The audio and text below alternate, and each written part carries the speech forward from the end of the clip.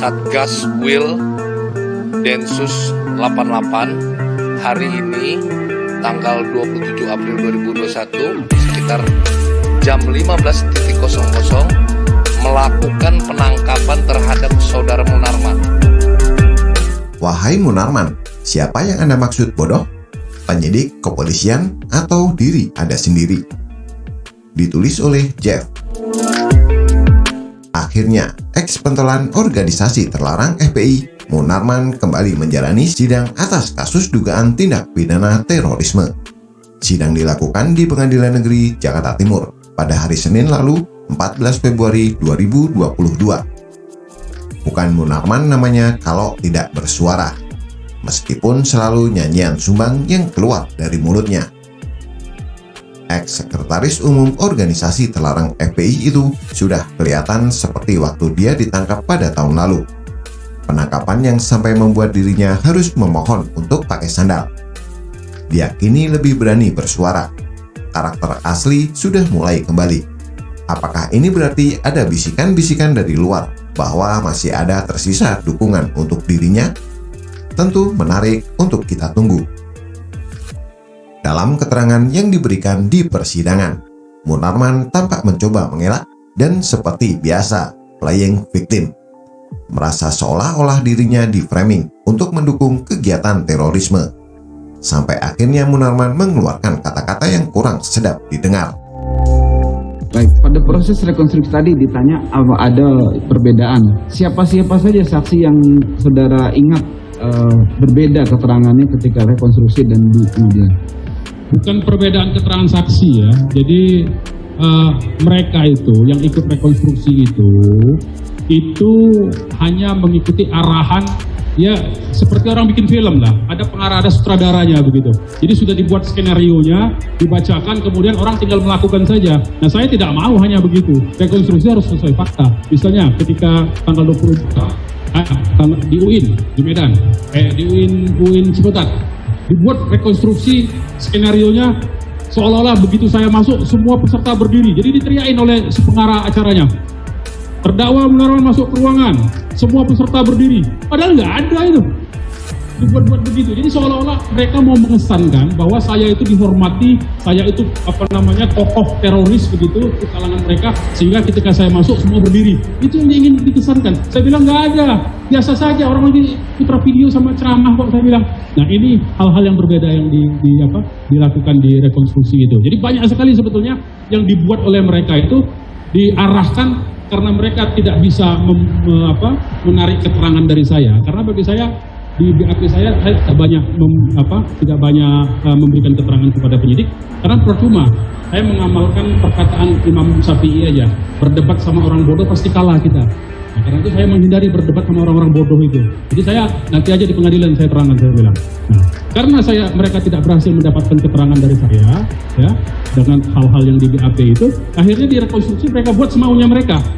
Sesuai dengan skenario yang mereka gambarkan. Ya beberapa saya tolak. Tadi misalnya ketika semua peserta berdiri, saya nggak mau, memang tidak ada yang berdiri dan memang saya bukan tokoh di situ.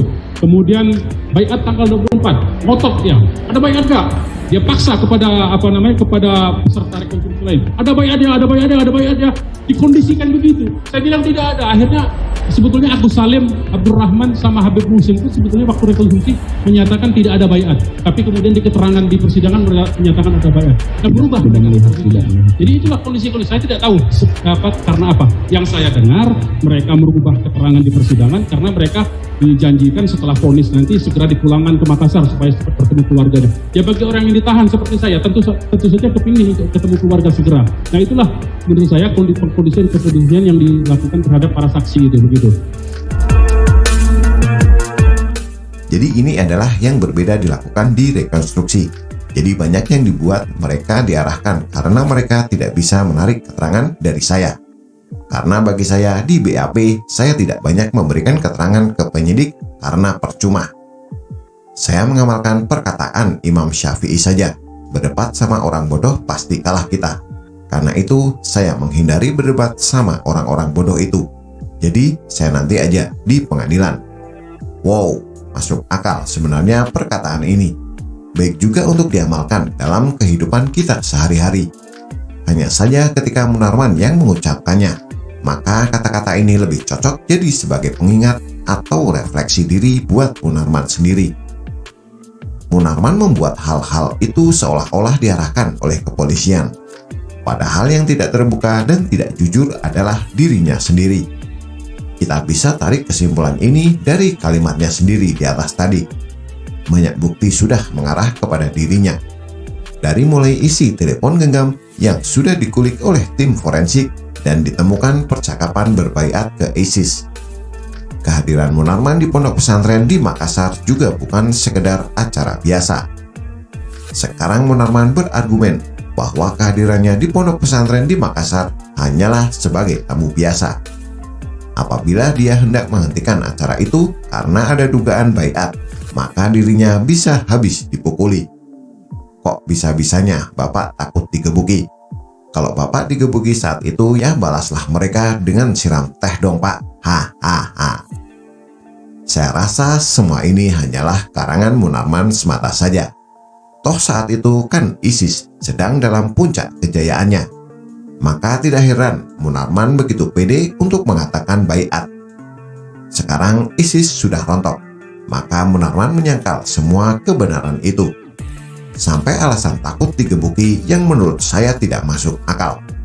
Padahal Munarman adalah orang kedua di organisasi terlarang FPI.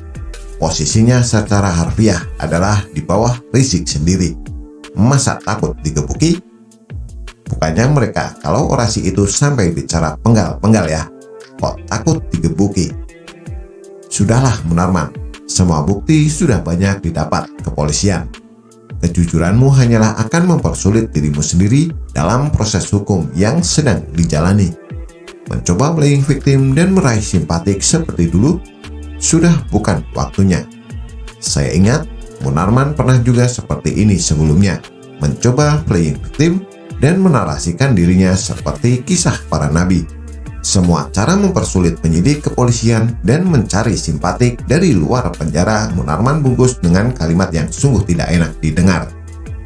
Karena itu saya menghindari berdebat sama orang-orang bodoh itu. Dari kalimat ini bisa kita lihat, Munarman sesungguhnya sudah habis. Tidak ada lagi yang bisa dilakukannya dirinya. Karena hukuman penjara sudah pasti dalam genggaman tangan. Bukti-bukti sudah terkumpul dan alibi Munarman pun sangat lemah. Bagaimanapun juga Munarman ini adalah seorang advokat dulunya. Sebagai seorang advokat, dia juga pasti mengetahui kalau alibinya sangat lemah dan tidak ada cara lain lagi yang bisa digunakan menyelamatkannya. Entah bisikan apa yang merasuki dirinya sehingga masih mau mencoba memainkan narasi yang tidak sehat dengan mengatakan bahwa penyidik kepolisian itu bodoh. Apa dia mencoba membangkitkan sisa-sisa dari organisasi terlarang? Padahal pasukan nasi bungkus sendiri saja sudah lesu dan tak mampu melakukan pengerahan. Bohir juga tampaknya sudah enggan mengeluarkan dana demi membela Anda Munarman. Jadi sebenarnya Anda tidak sadar akan situasi yang sudah jelas ini, atau jangan-jangan orang yang Anda maksud bodoh adalah diri Anda sendiri. Bagaimana menurut Anda? Silahkan tulis komentar di bawah.